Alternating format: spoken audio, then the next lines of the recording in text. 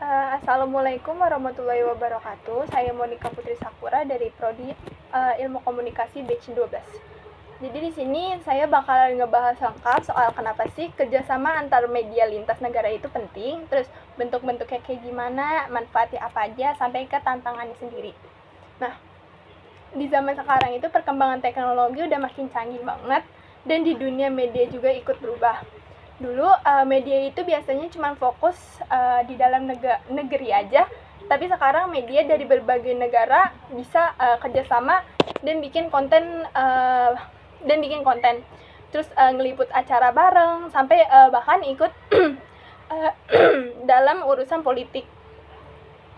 Kerjasama antar media lintas negara ini makin sering terjadi dan bentuknya juga macam-macam, dari bikin konten bareng sampai tuker-tuker jurnalis dan banyak lagi. Nah, salah satu bentuk kerjasama yang paling sering kita lihat adalah kolaborasi konten. Jadi media dari 2 atau lebih negara bisa liputan bareng atau saling bagi informasi.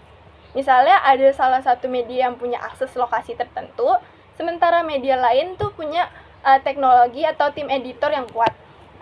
Nah, mereka gabungin semua itu buat hasilin liputan yang keren dan lebih luas lagi jangkauannya. Contohnya itu proyek investigasi Panama Papers. Itu dikerjain bareng-bareng sama lebih dari 100 media dari seluruh dunia. Mereka bongkar dokumen rahasia tentang penghindaran pajak yang dilakukan orang-orang kaya dan pejabat di banyak negara. Kalau nggak dikerjain bareng-bareng, kayaknya nggak akan bisa kelar karena datanya tuh banyak banget dan sumbernya juga dari berbagai tempat. Terus ada juga kerjasama dalam bikin film dokumenter. Contohnya BBC dari Inggris yang kerja bareng sama NHK dari Jepang. Mereka bikin dokumenter soal alam, budaya, dan sebagainya. BBC ini jago banget dalam bikin narasi yang kuat, sementara NHK punya teknologi canggih buat gambar dan suara. Gabungin 2 kekuatan ini bikin hasilnya luar biasa dan bisa ditayangin ke pemirsa dari berbagai negara. Bukan cuma buat konten berita, kerjasama ini juga sering terjadi di acara besar kayak Olimpiade atau Piala Dunia. Media dari negara tuan rumah biasanya kerja bareng sama media asing buat urusan siaran, bagi-bagi hak tayang, atau pakai fasilitas bareng. Misalnya pas Olimpiade, banyak banget media dari luar negeri yang siarannya pakai jalur dan teknologi dari media tuan rumah. Tujuannya biar liputan lebih luas dan semua orang di dunia bisa nonton dengan kekuatan yang bagus. Selain itu, kerjasama juga bisa dalam bentuk tukeran jurnalis. Ada program di mana jurnalis dari satu negara bisa magang atau belajar di media negara lain. Ini bagus banget buat nambah wawasan dan pengalaman.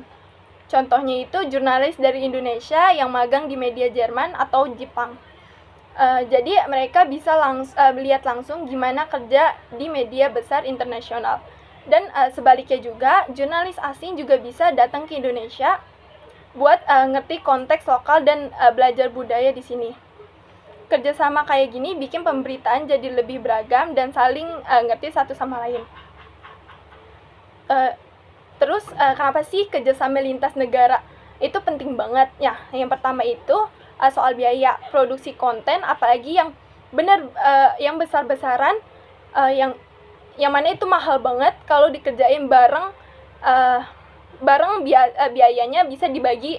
Yang kedua itu jangkauan distribusinya juga jadi lebih luas. Konten dari satu media bisa ditayangin di banyak negara. Dan yang ketiga itu dari sisi isi hasil liputannya jadi lebih kaya karena dapat perspektif dari berbagai budaya. Dan yang keempat, kadang kerjasama ini juga dipakai buat strategi politik alias jadi bagian dari diplomasi antar negara. Jadi lewat media negara bisa dibangun citra baik di mata dunia. Contohnya negara kayak Cina dan Rusia yang aktif banget kerja sama sama media di Asia atau Afrika buat nyebarin pandangan mereka tentang isu-isu global. Jadi mereka nggak cuma nyampein berita tapi juga nyusun narasi yang ngedukung kepentingan nasional mereka. Yang mana ini sering disebut soft diplomacy lewat berita dan tayangan. Mereka bisa pengaruhi opini publik tanpa harus ikut campur secara langsung. Tapi tentu aja kerjasama kayak gini nggak selalu mulus. Ada tantangan sendiri juga. Salah satunya yaitu soal perbedaan nilai jurnalistik. Misalnya media dari negara yang persnya bebas bakal ngerasa susah kerja bareng sama media dari negara yang banyak sensornya. Terus bisa aja kerjasama ini dimanfaatin buat kepentingan propaganda. Jadi ada satu pihak yang dominan dan akhirnya berita yang dihasilin jadi nggak netral. Ini biasanya bahaya karena ngancam independensi media. Ketimpangan dalam kerjasama juga jadi masalah. Kadang media dari negara maju lebih dominan dan nentuin arah kontennya, sementara media dari negara berkembang dan terlalu bergantung sama luar negeri. Makanya penting banget dalam setiap kerjasama harus ada prinsip saling menghormati dan sama-sama untung.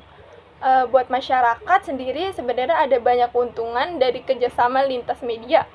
Ini kita jadi bisa nikmatin berita atau konten dari berbagai perspektif, nggak cuma dari sudut pandang satu negara, tapi di sisi lain kita juga harus makin kritis. Kita harus bisa bedain mana informasi yang murni, mana yang udah dikemas buat kepentingan tertentu. Jadi penting banget buat literasi media yang baik supaya nggak gampang terpengaruh atau termakan hoaks. Jadi bisa dibilang kerjasama antar media lintas negara ini udah jadi kebutuhan, bukan cuma pilihan dengan kerjasama yang sehat dan seimbang.